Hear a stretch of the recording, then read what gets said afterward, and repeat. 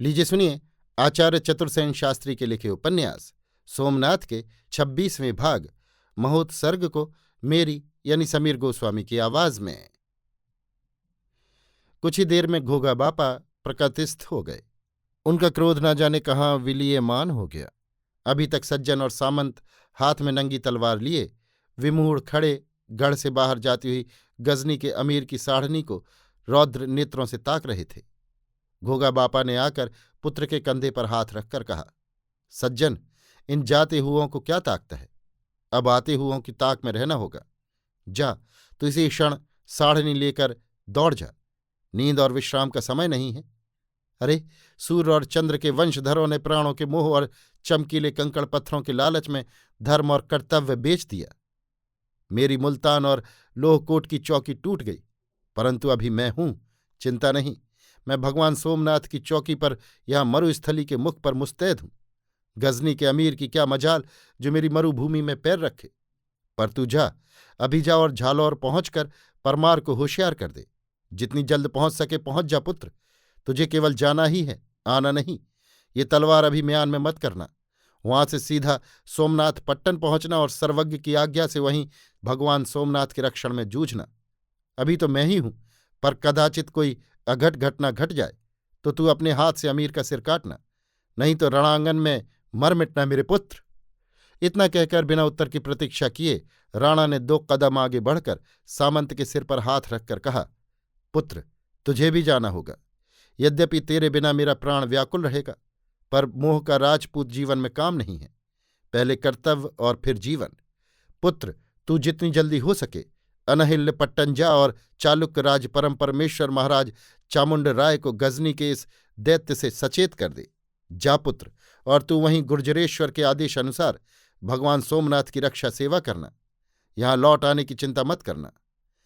इस बार वृद्ध भीष्म के अंगारे की भांति जलते हुए नेत्रों में जल छलछला आया, पर उसे उन्होंने हंसकर नेत्रों ही में सुखा डाला।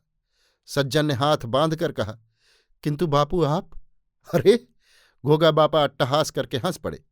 तुझे आज इस क्षण मेरी चिंता हुई है? मेरी आज्ञा पाने के बाद? मैं अब 90 वर्ष का हुआ तो क्या तूने ही मुझे रक्षित रखा है? अरे, क्या तू नहीं जानता, जो विश्वंभर विश्व भर का पालन करता है वो सदैव घोगा बापा के अनुकूल रहा है। घोगा बापा फिर हंस पड़े। जाओ जाओ, एक एक साढ़नी ले जाओ और 2-2 सवार, बस। इतना कहते कहते घोगा बापा का कंठस्वर रूखा हो गया। स्नेह की आर्द्रता जैसे हवा में उड़ गई। उन्होंने होठ संपुटित कर उंगली उठाकर दोनों को वहां से तुरंत चले जाने का संकेत किया। अब पिता पुत्र का साहस एक शब्द भी कहने को न हुआ। दोनों ने भूमि में गिरकर घोगा बापा के चरणों में माथा टेका और चल दिए। बापा ने अब नंदीदत्त को बुलाया। उनके आने पर दोनों हाथ फैलाकर कहा, गुरुदेव, अब आप हैं और मैं हूं, बस इतने में ही समझ जाइए। गढ़ गढ़वी का, अमीर मेरा और अंतःपुर आपका, परंतु अभी हमें बहुत समय है। अमीर को यहां पहुंचते 1 पखवाड़ा तो लग ही जाएगा। इस बीच में हम चाक चौबंद हो रहेंगे, परंतु आपको एक कार्य करना होगा। आपको इसी क्षण सपाद लक्ष्य जाकर धर्म गजदेव को सावधान करना होगा। समय विपरीत है, कहीं ऐसा न हो उसकी बुद्धि भी भीमपाल और अजय की भांति मार्ग भ्रष्ट हो जाए। इसी से और किसी को न भेजकर आप ही को भेजता हूं। देखना, चौहानों के मुंह में अब और कालिख न लगने पाए। फिर आपको अमीर से पहले ही लौटाना है। अंतःपुर आपका है, ये न भूलना। और बात मैं आपके आने पर कहूंगा। वृद्ध नंदीदत्त कुछ देर खड़े कुछ सोचते रहे। इसके बाद एक पुष्प वृद्ध राजा की पगड़ी पर रख दोनों हाथ उठाकर उन्होंने आशीर्वाद दिया और एक क्षण भी न खोकर, एक शब्द भी न कहकर एक बारगी ही चल दिए। अभी आप सुन रहे थे आचार्य चतुर्सेन शास्त्री के लिखे उपन्यास सोमनाथ के 26वें भाग महोत्सर्ग को मेरी यानी समीर गोस्वामी की आवाज में। लीजिए सुनिए आचार्य चतुर्सेन शास्त्री के लिखे उपन्यास सोमनाथ के 27वें भाग केसरिया बाना को मेरी यानी समीर गोस्वामी की आवाज में। वृद्ध घोगा बापा युवा पुरुष की भांति व्यस्त कार्यक्रम में जुट गए। उन्होंने गढ़वी राघव के साथ घोड़े पर सवार होकर सारे गढ़ का निरीक्षण किया। मरम्मत के योग्य स्थलों की मरम्मत प्रारंभ कर दी। अनावश्यक द्वारों को ईंट पत्थरों से भरवा दिया। खाई की सफाई कराई, पुल उठवा दिया और गढ़ी के द्वार बंद कर दिए। केवल मोरी खुली रखी। गढ़ी के लोहारों की धौंकनी आग की चिंगारियों से रात दिन मनोरंजन के खेल खेलने लगी। ढेर के ढेर तीर, बर्छे और तलवारें तैयार होने लगीं। राजपूत अपनी अपनी ढाल तलवार मांझ कर साफ करने लगे। घोगा बापा के आदेश से गढ़ी के बाहर के सब गांव उठकर गढ़ी में आ गए। खड़ी फसलें जला डाली गईं। कुएं, तालाब, बावड़ी पाट दिए गए। अब 50-50 कोस तक अन्न, जल और घास का नाम निशान न रह गया। गढ़ी में रोज जुझारू बाजे बजने लगे। मंदिर में नित्य कीर्तन होने लगा। चौहान राजकुल की वधुएं व्रत, उपवास और दान कर पुण्यार्जन करने लगीं। वृद्ध घोगा बापा नित्य सायं प्रातः गढ़ी के बुर्ज पर खड़े होकर दूर क्षितिज की ओर गजनी के अमीर की सेना को व्यग्र भाव से देखा करते। उनके साथ बहुत से राजपूत, जनसाधारण और बालक भी होते थे। और एक दिन जिसकी प्रतीक्षा थी वो सत्य हुआ। दूर क्षितिज में भयानक अजगर की भांति सरकती हुई अमीर गजनी की विकराल सैन्य चली आ रही थी। उस सेना का आदि अंत न था। घोड़ों के खुरों से उड़ाई हुई गर्द ने आकाश को ढांप लिया था। गर्द के बादलों में बिजली की भांति सेना के शस्त्र चमक रहे थे। काले पीले उछलते दौड़ते घुड़सवार रूपी विविध मेघों के समान उमड़ती हुई इस मिलेच्छ सेना को बढ़ती आती हुई देख घोगा राणा की आंखों से आग की चिंगारियां निकलने लगीं। उन्होंने चिंतित भाव से सपाद लक्ष्य की दिशा में दृष्टि फेरी। नंदीदत्त अभी भी लौटकर नहीं आए थे। राणा ने अंतःपुर का नाजुक दायित्व नंदीदत्त को दिया था, अतः उनका अमीर से प्रथम ही पहुंच जाना अत्यंत आवश्यक था। राणा विकल भाव से नंदीदत्त की प्रतीक्षा करने लगे। देखते ही देखते अमीर की सेना ने इस तरह गढ़ी घेर ली जैसे सांप कुंडली मारकर बैठ जाता है। घोगा गढ़ के कंगूरों पर धनुर्धारी योद्धा जमकर बैठ गए। अमीर की अगणित सैन्य निरूपाय थी। उसके हाथी घोड़े गढ़ी के सीधे परकोटे पर चढ़ ही न सकते थे। दुर्जय पर्वत पर घोगा गढ़ का वो अजय दुर्गम दुर्ग सिर ऊंचा किए खड़ा था। पदातिकों को कमंद के द्वारा दुर्ग पर चढ़ाना भी बेकार था। हज्जाम तिलक घोड़े पर सवार हो सफेद झंडा फहराता हुआ अकेला दुर्ग की ओर अग्रसर हुआ। उस समय सूर्य अस्ताचल जाने की तैयारी में थे। शत्रु सेना से एक सवार को अग्रसर होते देख गढ़वी ने बाण सीधा कर ललकार कर कहा, वहीं खड़ा रह, कह क्या चाहता है? मैं अमीर का दूत हूं, द्वार खोल दो। मुझे घोगा राणा से अमीर का संदेश निवेदन करना है। द्वार नहीं खोल सकता, तो अपना संदेश निवेदन कर। तो मेरी ओर से करबद्ध राणा से प्रार्थना करो कि नाहक रार मत ठानिए। अमीर को राह दे दीजिए। अमीर घोगा राणा पर चढ़ाई नहीं कर रहे हैं। करबद्ध प्रार्थना कौन करता है? मैं, अमीर का हज्जाम तिलक, प्रार्थना करता हूं। तू हज्जाम है, तेरा काम टहल करना है, राजाओं से बात करना नहीं। तू भाग यहां से। किंतु मैं अमीर का दूत हूं, ये अमीर की प्रार्थना है। तो उसका उत्तर ये मेरा बाण है। गढ़वी ने तान कर बाण फेंका। वो अमीर के दूत के झंडे को चीरता हुआ पार चला गया। गढ़वी ने कहा, जा भाग जा। दूत अवध होता है, इसी से छोड़ता हूं। मरुस्थली के महाराज उसे मार्ग नहीं देंगे। दूत चुपचाप पीछे लौट गया। रात हो गई। अमीर की सेना में सैकड़ों मशालें जला दी गईं। दूर दूर तक अमीर की छावनी पड़ी थी। अमीर बहुत चिंतित था। गढ़ पर चढ़कर उसे विजय करना असाध्य था। घेरा डालना और भी व्यर्थ था। वर्षों घेरा डाले रहने पर भी घोगागढ़ विजय नहीं हो सकता था। उधर अमीर वहां 24 घंटे भी नहीं ठहरना चाहता था। उसके घोड़े और सिपाही सब भूखे प्यासे थे। यहां न एक तिनका घास थी, न एक बूंद जल। अभी उसे मरुस्थली की दुर्गम राह पार करनी थी। साथ का पानी और रसद यहीं पर समाप्त कर देना वो नहीं चाहता था। अजय घोगागढ़ ऊंचा सिर किए उसका उपहास कर रहा था और अमीर की प्रचंड सेना निरूपाय उसकी ओर ताक रही थी। अभी सूर्योदय में देर थी। गढ़ के रक्षकों ने देखा अमीर की वो अथाह सेना धीरे धीरे दुर्ग का घेरा छोड़ इस प्रकार मरुस्थली में धंस रही है जैसे सांप बामी में धंसता है। गढ़वी ने दौड़कर राणा से कहा, बापा, अमीर मरुस्थली में घुस रहा है। घोगा बापा खड़े हो गए। उन्होंने तलवार उठा ली। क्रोध से थरथर कांपते हुए कहा, मैं 70 वर्ष से मरुस्थली का स्वामी रहा हूं। आज तक इन 70 वर्षों में मेरी आज्ञा के बिना एक पंछी भी मरुस्थली में नहीं घुस सका है। अब ये गजनी का अमीर घोगा बापा के सिर पर लात रखकर मेरी चौकी को लांघ कर मरुस्थली में पैर धरेगा? ये मेरे जीते जी हो नहीं सकता।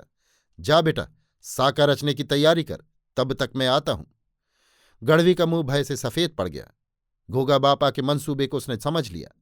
उसने हाथ बांधकर राजा की ओर देख कुछ कहने का उपक्रम किया। पर उसकी जीभ तालू से सट गई। राणा ने उसका अभिप्राय समझ जलती हुई आंखों से उसकी ओर देखा। गढ़वी ने डरते डरते कहा, बापू, शत्रु की सेना असंख्य है। सो इससे क्या हुआ रे? गोगा बापा क्या शत्रु को गिनकर अपना कर्तव्य पालन करेगा? गढ़वी को और कुछ कहने का साहस नहीं हुआ। वो सिर झुकाकर तेजी से चल दिया। क्षण भर बाद ही वो छोटी सी गढ़ी विविध रणबाजों की तथा जयनाद की ध्वनि से गूंज उठी। गढ़ में भाग दौड़ मच गई। बेटे पोते और संबंधी सब क्षत्रिय शस्त्र चमकाते हुए महादेव के मंदिर के आंगन में आ जुटे। घोड़ों और ऊंटों की हिनहिनाहट और बलबलाहट से कान के पर्दे फटने लगे। घोगा बापा ने नित्य कर्म से निवृत्त हो जरी का बागा पहना, सिर पर केसरी पाग बांधी, मस्तक पर कुमकुम तिलक लगाया, कमर में दोहरी तलवार बांधी, परंतु उनकी आंखें नंदीदत्त को ढूंढ रही थीं। नंदीदत्त अभी तक भी सपाद लक्ष्य से लौटे न थे। घोगा बापा का मस्तक चिंता से सिकुड़ गया। वे होठों में बड़बड़ाते बोले, गढ़वी का अमीर मेरा और अंतःपुर कुलगुरु नंदीदत्त का। परंतु नंदीदत्त कहाँ है? अब अंतःपुर किसे सौंपा जाए? घोगा बापा ने घबराई हुई दृष्टि से इधर उधर देखा। सम्मुख बदहवास नंदीदत्त दौड़े आ रहे थे। उनके वस्त्र और दाढ़ी धूल में भरी थी। वे चढ़ी सवारी सीधे राजा के पास आकर बोले, महाराज, ये सब क्या? महाराज, महाराज! उन्होंने दोनों हाथों से मुंह ढांप लिया। वे धरती में बैठ गए और उनकी आंखों से आंसू झर चले। राणा उन्हें देखते ही हर्ष से चिल्ला उठे। उन्होंने कहा, नंदीदत्त जी खुद आए। अब सुनो, काम बहुत और समय कम है। हाँ, पहले धर्म गजदेव की बात तो कहो। अन्नदाता, महाराज धर्म गजदेव पुष्कर के मैदान में शत्रु की राह रोके बैठे हैं। उन्होंने कहा है, बापा चिंता न करें। यदि अमीर बापा की चौकी लांघ कर यहां तक आया तो जीवित नहीं लौटेगा। घोगा बापा की बाँछें खिल गई।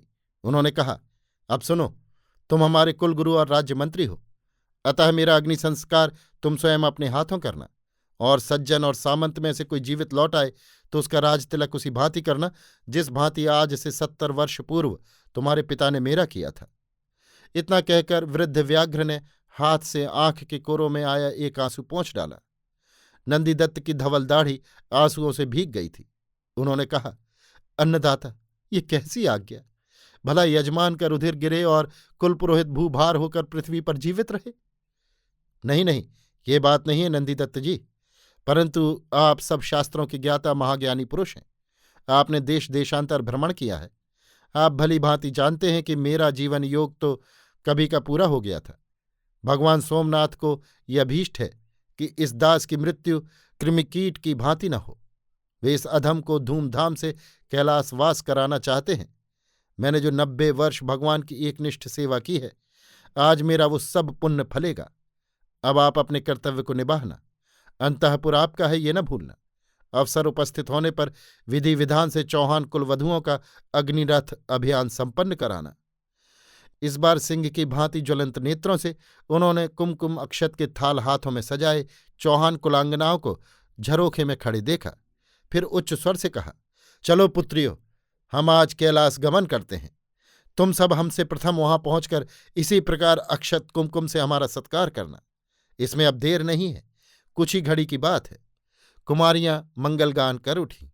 नंदीदत्त ने आगे बढ़कर कुमकुम का तिलक राणा के मस्तक पर लगाया और उच्च स्वर से कहा, हे नरशार्दूल, यावत चंद्र दिवाकर तेरा यश अमर रहे। बाहर सेना में जयनाद हुआ। राणा ने अश्व पूजन कर अश्वारोहण किया। रंगमहल से ताजे पुष्प बरसाए गए। सब कोई मंदिर के प्रांगण में एकत्र हुए। राणा ने देवार्चन किया। नंदीदत्त ने देव निर्माल्य राजा को दिया। घोगा बापा ने कहा, सेवक, दुकानदार और बीमार सब पहले गढ़ से बाहर चले जाएं, और भी जो कोई प्राण बचाना चाहे स्त्री पुत्रों सहित तथा जो सामग्री ले जाना चाहे लेकर चला जाए। बड़ी देर तक राणा ने प्रतीक्षा की, परंतु एक भी व्यक्ति जाने को राजी नहीं हुआ। राणा ने एक दृष्टि चारों ओर फेरी। सर्वत्र केसरी पागें हिलोरें ले रही थी। राणा ने राघव मल्ल गढ़वी को पुकार कर कहा, राघव, द्वार खोल दे वीर, गढ़ तेरा है। राघव मल्ल ने तलवार दांत में दबाकर कहा, नहीं अन्नदाता, मैं चरणों में हूं, गढ़ गुरुदेव ही को समर्पित कीजिए। तब ऐसा ही हो नंदीदत्त जी, गढ़, अंतःपुर और हमारी कुल मर्यादा आपके हाथ रही। नंदीदत्त बिना एक शब्द कहे भीड़ में घुस गए और अपने युवा पुत्र को साथ ले राजा के सामने आकर कहा, महाराज, आपकी सब आज्ञाओं का मैंने पालन किया। मैं आपका कुल गुरु हूं। मुझे अब इस बेला गुरु दक्षिणा दीजिए। मांग लीजिए गुरुदेव, आपके लिए कुछ अदेय नहीं है। अन्नदाता, ये मेरा पुत्र अपनी शरण में ले जाइए। मुझे गुरुतर भार सौंपकर साथ चलने से आपने रोक दिया है। मैं राजाज्ञा का पालन करूंगा, परंतु मेरा पुत्र आपके साथ ही रक्तदान देगा। यद्यपि वो शस्त्र विद्या का पारंगत नहीं है, पर युवा है, सशक्त है, शत्रु एकाएक इसे मार न सकेगा। नहीं नहीं नंदीदत्त जी, आपका वंश। उसकी चिंता नहीं महाराज, मेरे पास मेरा पौत्र है, उसे मैं रख लूंगा। भगवान सोमनाथ साक्षी हैं। राजा घोड़े से उतर पड़े। उन्होंने तरुण ब्राह्मण पुत्र को छाती से लगाया, अपनी तलवार उसकी कमर में बांधी, फिर अपने घोड़े पर हाथ का सहारा देकर उसे चढ़ाते हुए कहा, चलो पुत्र, जो सौभाग्य मेरे सज्जन को नहीं प्राप्त हुआ वो तुम्हें हुआ।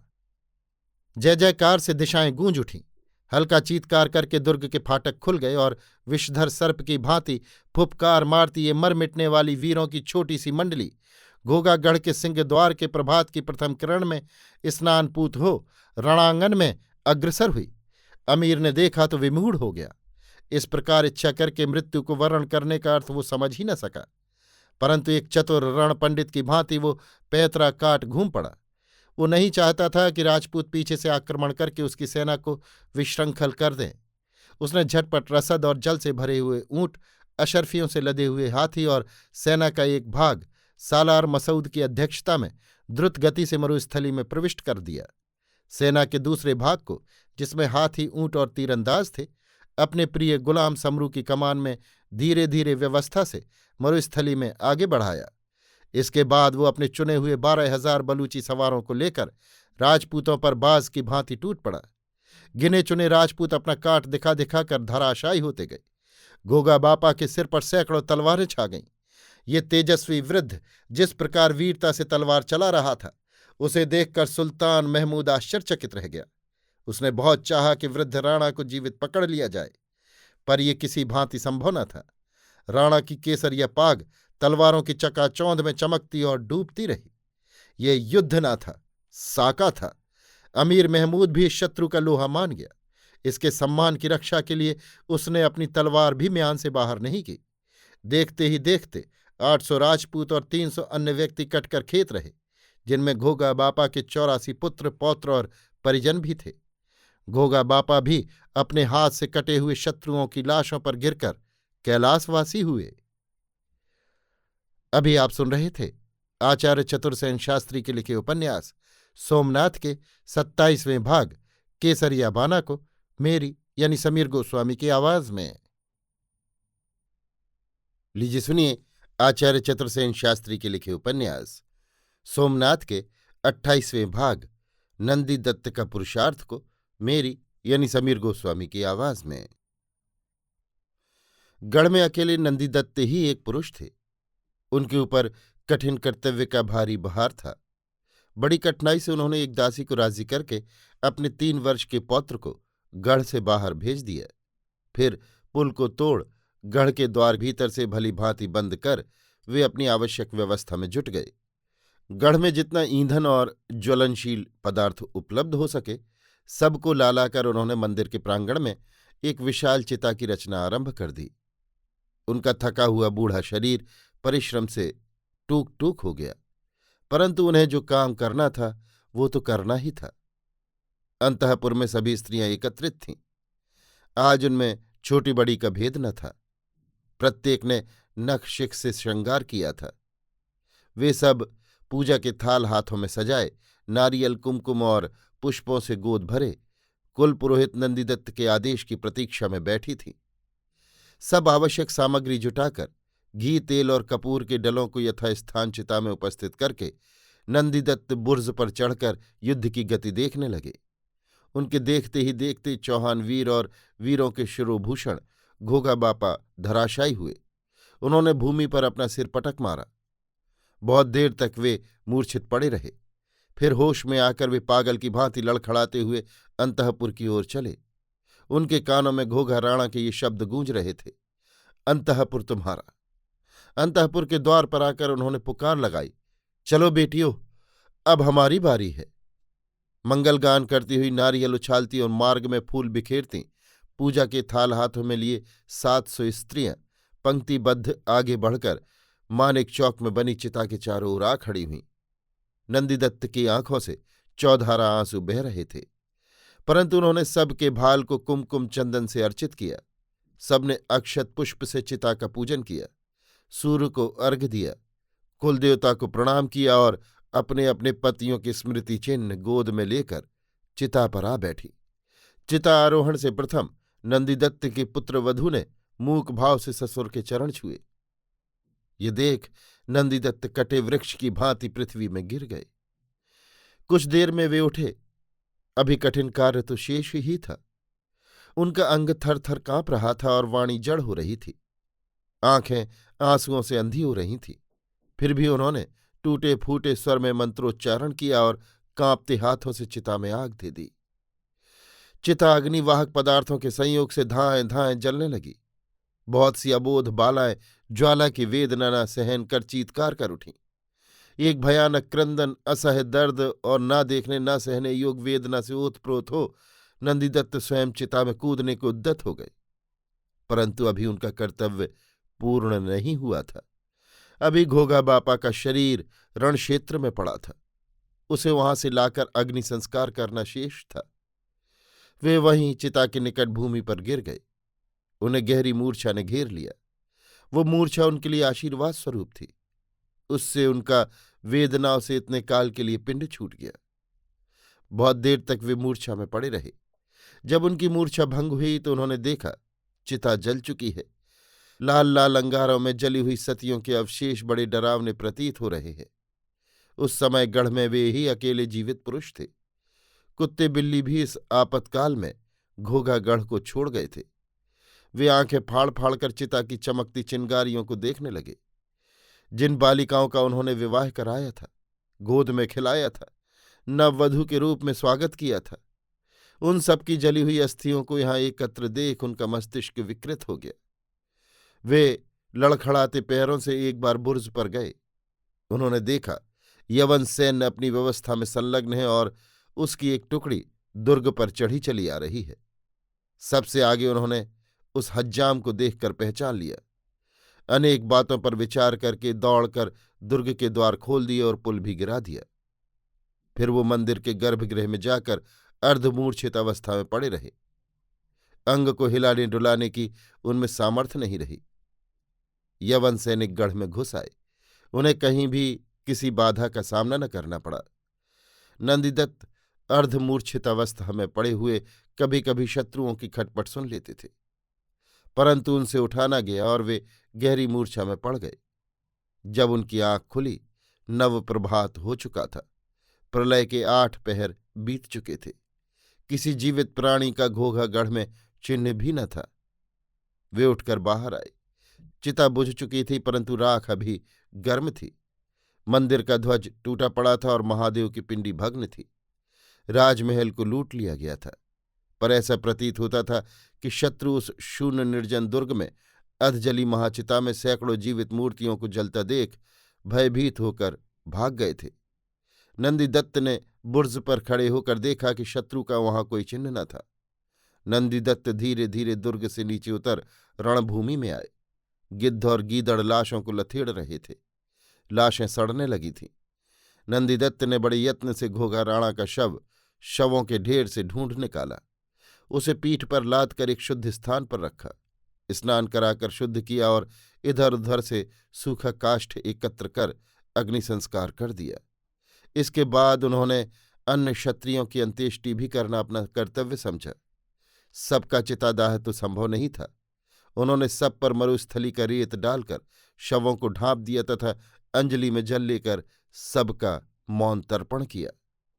परंतु अभी भी इस कर्मनिष्ठ ब्राह्मण का कर्तव्य पूरा नहीं हुआ था। ज्वर की ज्वाला और भूख प्यास से उनका अंग भंग हो रहा था। गत 16 प्रहर से वो ब्राह्मण मरने वालों से कहीं अधिक यातना सह रहा था। फिर भी उसने दुर्ग में आकर गंगा जल से चिता को ठंडा किया। फिर अस्थि और राख का संचय कर मानिक चौक ही में भूमि खोदकर उसे दाब दिया। इसके बाद उन सबका श्राद्ध तर्पण कर सबकी आत्मा के लिए शांति पाठ किया। अब उनका ध्यान अंतःपुर की ओर गया। एक बार घोगा बापा के वे शब्द, अंतःपुर तुम्हारा, उनके कानों में गूंज उठे। उन्होंने दुर्ग का द्वार फिर बंद किया और पुल तोड़ दिया। अभी आप सुन रहे थे आचार्य चतुर्सेन शास्त्री के लिखे उपन्यास सोमनाथ के 28वें भाग नंदीदत्त का पुरुषार्थ को मेरी यानी समीर गोस्वामी की आवाज में। लीजिए सुनिए आचार्य चतुर्सेन शास्त्री के लिखे उपन्यास सोमनाथ के 29वें भाग अनहिल पट्टन को मेरी यानी समीर गोस्वामी की आवाज में। ईस्वी सन 720 में उत्तर गुजरात में चावड़ा वंश की स्थापना हुई। इस वंश ने पंचासर में अपनी राजधानी स्थापित की। पंचासर कच्छ की मरुभूमि के छोर पर एक छोटा सा नगर था। इससे प्रथम चावड़ा वंश के पुरुष सौराष्ट्र की सीमा पर देवपट्टन में रहते और समुद्री लुटेरों का धंधा करते थे। जिन दिनों चावड़ा वंश ने प्रथम बार उत्तर गुजरात में राज्य स्थापना की, उन दिनों काठियावाड़ में बल्लभीपुर समृद्ध नगर था। वहां बल्लभी वंश के राजाओं का प्राचीन राज्य था।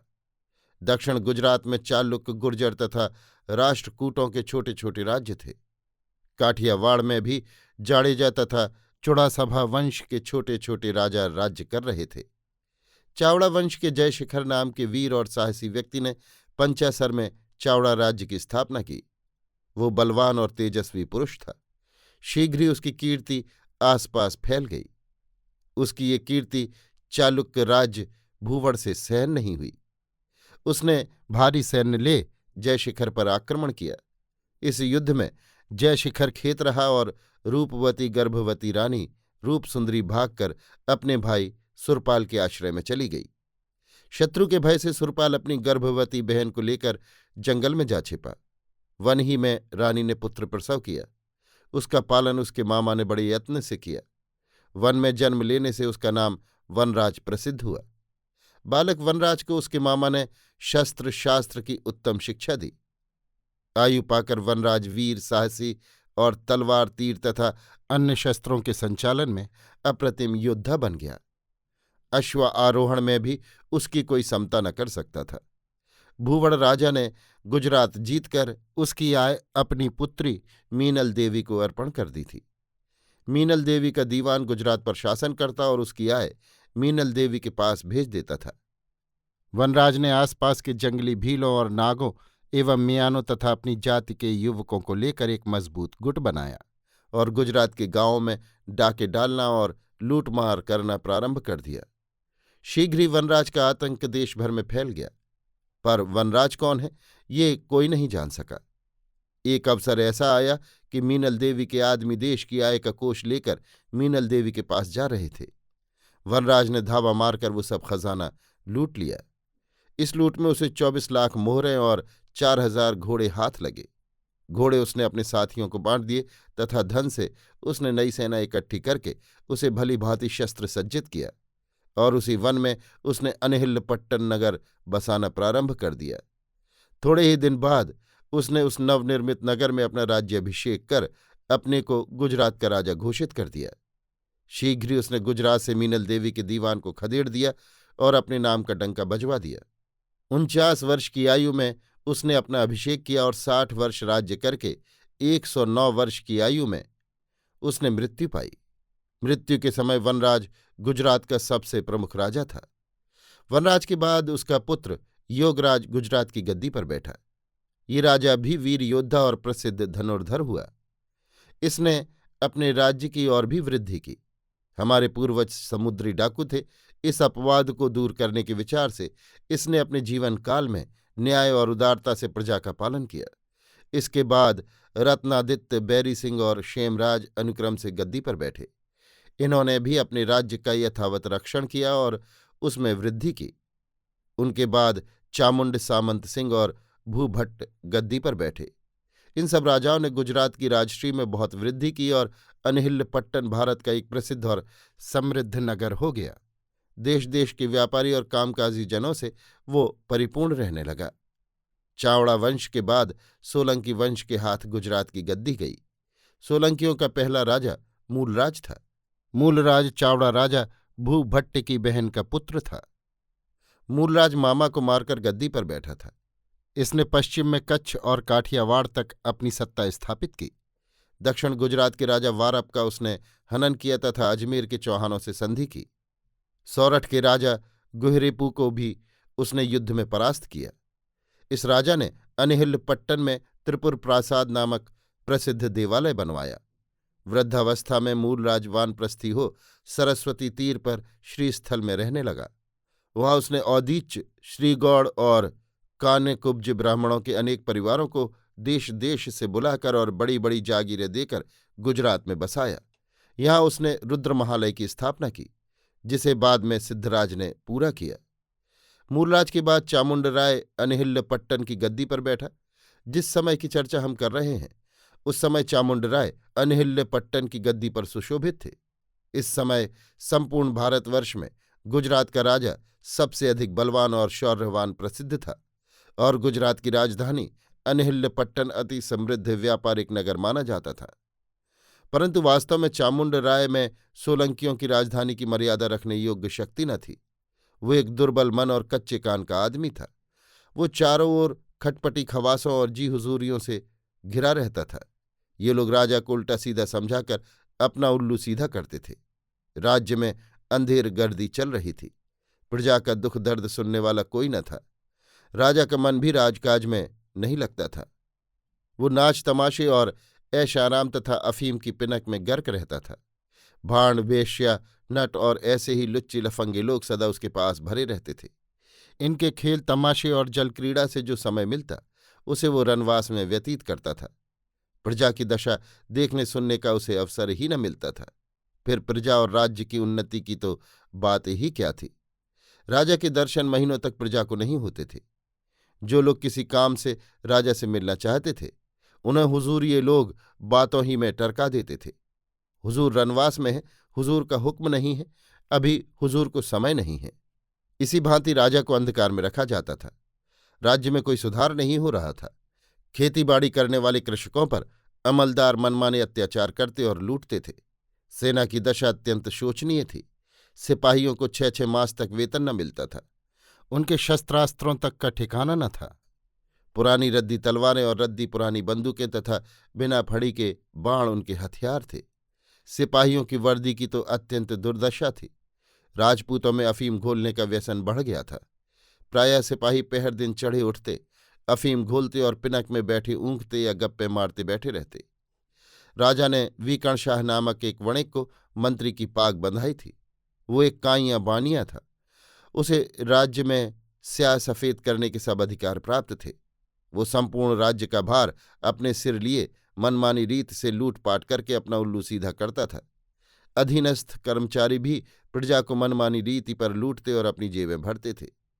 राजा जैसे बाजीगर का बंदर था, जिसे हीरे मोती की जड़ाऊ पोशाक पहनाकर जी हुजूर ये जैसे चाहते नचाते थे। गोलों खवासों से लेकर बड़े बड़े कर्मचारियों तक प्रत्येक राजा के अज्ञान और सिधाई से लाभ उठाता था। भूदेवों, ज्योतिषियों और रम्मालों की बनाई थी। वे भी राजा को खूब भरमाते थे। राजा का स्वभाव खर्चीला था। वो एक के स्थान पर 10 खर्च करने को आतुर रहता। आसपास के मतलबी लोग राज्यकोष को लूटते ही रहते थे और राजा अफीम की पिनक में तय रहता था। जिसके हाथ में गुजरात के रक्षण का भार था उसकी ये दीन दशा थी। फिर देश की दुर्दशा का क्या कहना था। राजा के ज्येष्ठ पुत्र का नाम वल्लभदेव था। वो समझदार और वीर था, पर जी हुजूरिये सदैव उसके विरुद्ध राजा के कान भरते रहते थे। राजा को सदा भय रहता था कि युवराज वल्लभदेव उसे मारकर राज्य लेने की खटपट में है। इससे राजा सदैव अपने पुत्र को अपने से दूर रखता था। राजा से युवराज के दूर रहने से ही जी हुजूरियों का मतलब सधता था। राजा के दूसरे पुत्र का नाम दुर्लभदेव था। ये दुष्ट स्वभाव का ढोंगी, चालाक एवं अत्याचारी निष्ठुर व्यक्ति था। वो खटपटी जी हुजूरियों के बीच आड़े नहीं आता था, इसलिए ये लुटेरे अधिकारी सदैव उसी का पक्ष लेते थे। तीसरे पुत्र नागराज का पुत्र भीमदेव था। वो प्रसिद्ध धनुर्धर था और गुजरात में बाणबली के नाम से प्रसिद्ध था। वो एक उत्साही योद्धा और साहसी एवं विवेकी तरुण था, परंतु लोगों ने इसके विरुद्ध भी राजा के कान भर रखे थे। युवराज बल्लभदेव और भीमदेव में काफी मेलजोल था और ये दोनों चाचा भतीजे इस अंधेर गर्दी से असंतुष्ट थे तथा राजा से भी अनादृत हो राजधानी से दूर एकांत में एक मनपसंद गांव में रहते थे। गुजरात की वास्तविक दशा ऐसी ही थी जब गजनी का अमीर बर्बर दुर्जय पठानों के दल बादल ले गुजरात को दलित करने हेतु दबादब बढ़ा चला आ रहा था। अभी आप सुन रहे थे आचार्य चतुर्सेन शास्त्री के लिखे उपन्यास सोमनाथ के 29वें भाग अनहिल पट्टन को मेरी यानी समीर गोस्वामी की आवाज में। लीजिए सुनिए आचार्य चतुर्सेन शास्त्री के लिखे उपन्यास सोमनाथ के 30वें भाग गुर्जराधिपति को मेरी यानी समीर गोस्वामी की आवाज में। महाराजाधिराज परम भट्टारक परम माहेश्वर गुर्जराधिपति श्री चामुंडराय महाराज की आयु 60 को पार कर गई थी। महाराज को नई नई इमारतें बनवाने का भारी शौक था। इस समय आप श्वेत मरमर का एक विशाल जलाशय बनवा रहे थे। उसके साथ एक वृहत वाटिका भी तैयार हो रही थी। वाटिका के लिए देश देश के फल फूल वाले वृक्ष मंगाए और रोपे जा रहे थे।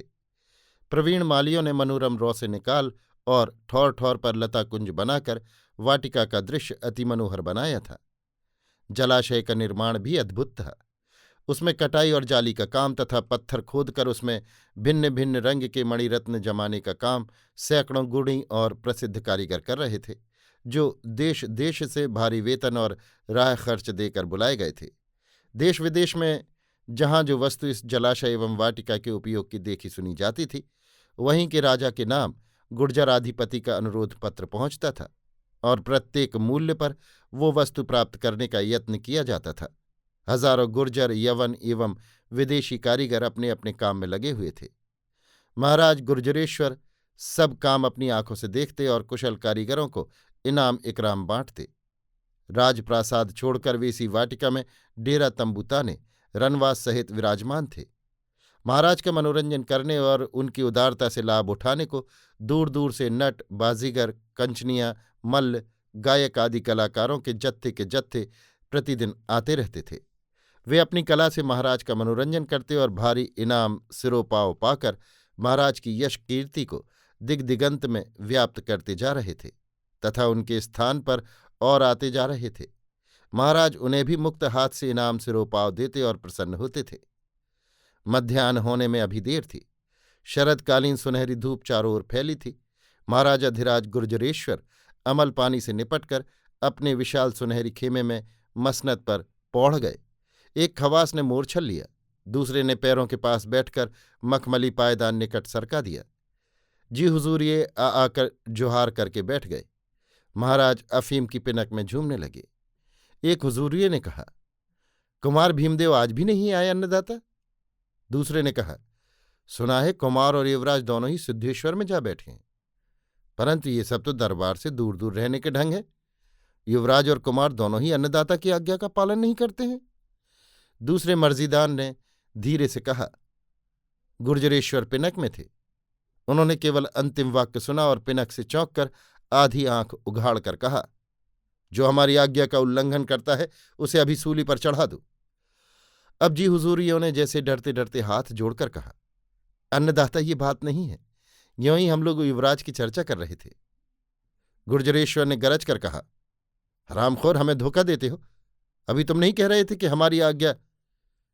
गुर्जरेश्वर अफीम की झोंक में पूरी बात कहना भूल गए और पूरी आंख फैलाकर खवास की ओर क्रोध भरी दृष्टि से ताकने लगे।